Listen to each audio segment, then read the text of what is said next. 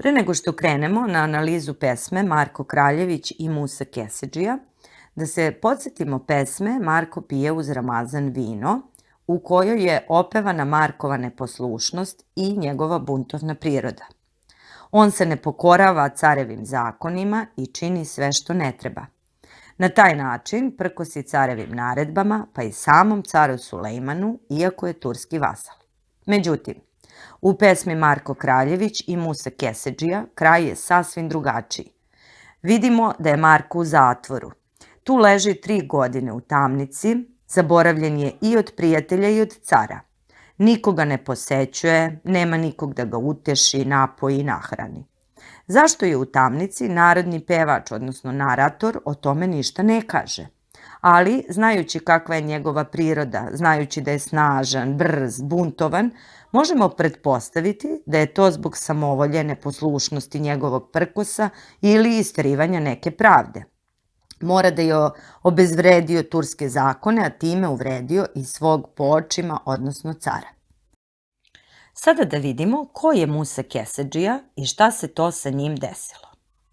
Musa je u ovoj pesmi dat kao najveći turski junak. On je čovek velike snage i mnogih podviga. Sultanov je podanik, ali se odmetnuo jer za verno služenje od 9 godina ništa nije od cara dobio. Pa je on odlučio da, pošto mu car ništa ne plaća, da sam za sebe uzme. Pre toga on je zatvorio mostove i puteve, uveo mostarine i drumarine. Ono što je bilo carevo, sada je njegovo. Musino ponašanje car doživljava kao neposlušnost i pobunu pojedinca protiv države. Nameran je da to uguši. Šalje svoje najbolje junake da se bore sa Musom, ali se niko živ ne vraća. Šalje i vojsku na čelu sa vezirom Ćuprilićem, ali i nju će Musa pobediti. 3000 vojnika je Musa pobio i razjurio. Ovde uočavamo stilsku figuru hiperbolu. Ovakva poruka caru je podsmevanje i potvrda velike snage koju u sebi nosi Musa Kesedžija. Saznajemo da toj snazi može da se suprotstavi samo junak slične snage, samo onaj koji je nepobeđeni Megdandžija. Zna se, to je Marko Kraljević. Međutim, on je u tamnici gde je zaboravljen.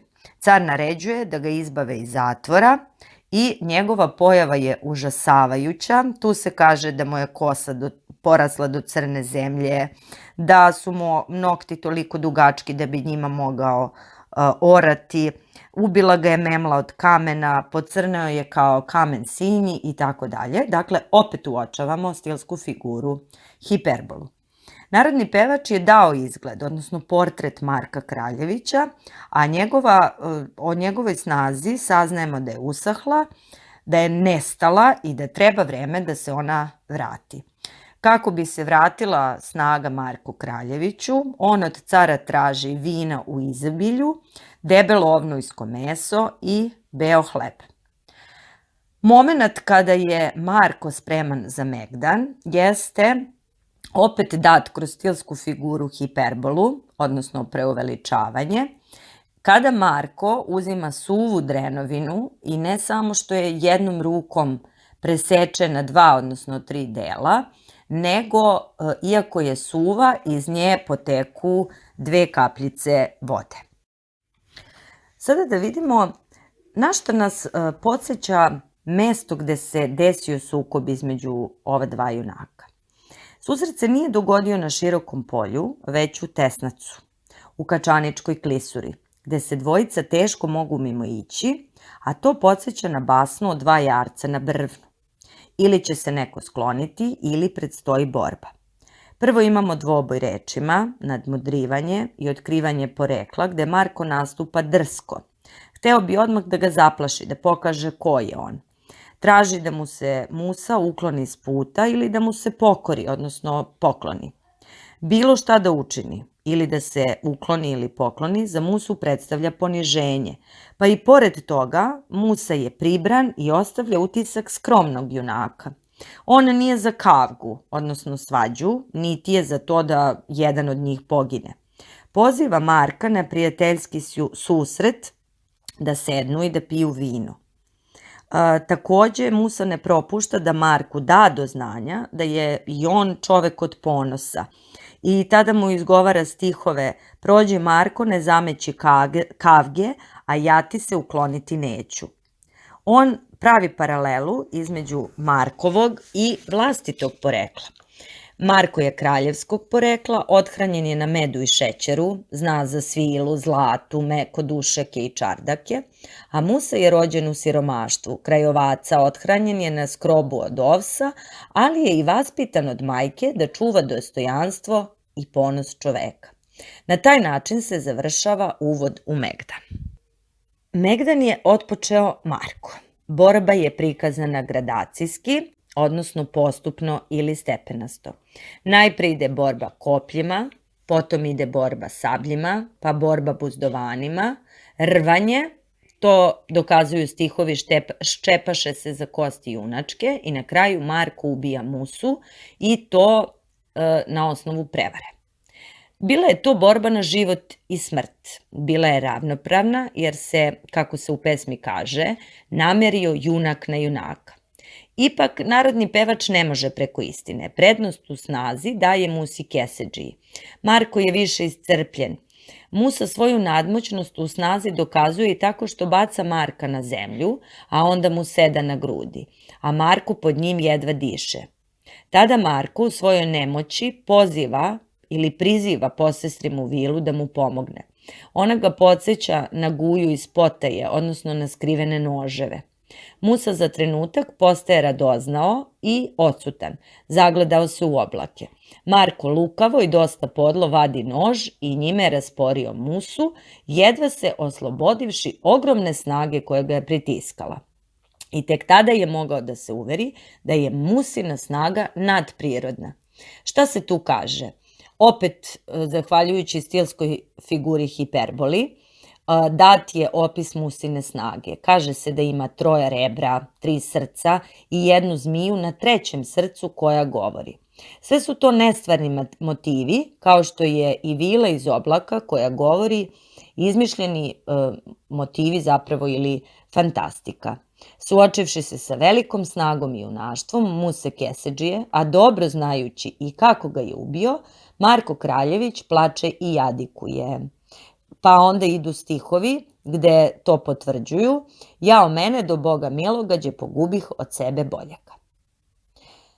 U ovoj pesmi Marko Kraljević prvi put nije nenadmašan u odnosu na protivnika. On je ubio tuđina, ali ne lako i na ubedljiv način. Zašto je onda narodni pevač ispevao pesmu ako njegov junak nije baš najbolji na Megdanu? Verovatno zato da bi pokazao kako Marko ima i neke ljudske osobine koje su iznad karakternih crta drugih junaka. On ima u sebi snage da prizna kad je neko jači i bolji na Megdanu od njega. Znači nije sujetan, objektivan je. Istina je za njega iznad svega.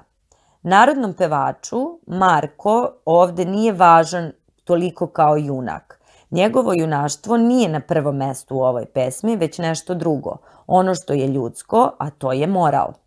Čovek je u svemu nadvisio junaka. I ovde je Marko borac za istinu i pravdu i tu mu nema ravna.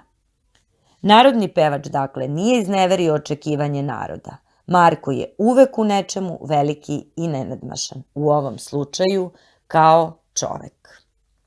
Ako bismo opisivali lik Marka Kraljevića iz ove pesme, mogli bismo da kažemo da je vazal, odnosno bori se za drugoga. Da je sujetan i prek, da je kavgadžija, da se hrabro bori, objektivan je jer priznaje da je Musa bolji junak, lukav je, u njemu je ljudsko iznad junačkog. Tema ove pesme je Megdan Marka Kraljevića i Muse Kesedžije, a mogla bi da bude kako je Marko Kraljević pobedio Musu Kesedžiju. Tematske celine. Prva tematska celina bila bi: Musa Kesedžija se zariče da će se odmetnuti od cara, što i čini. Druga, nevolje turskog cara zbog Musinih zuluma i pokušaj da ga se oslobodi.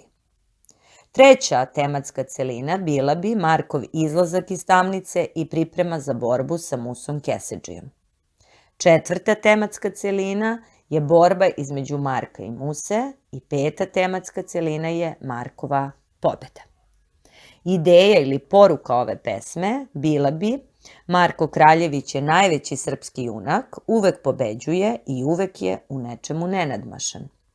Poruka bi takođe mogla biti: istina i pravda su iznad svega, čovek im se podređuje, jer samo tako može biti moralno, čist i velik. Ova pesma ispevana je takođe u desetercu, prema tome ona spada u pesme kratkog stiha i u red junačkih narodnih pesama koje pevaju o Marku Kraljeviću.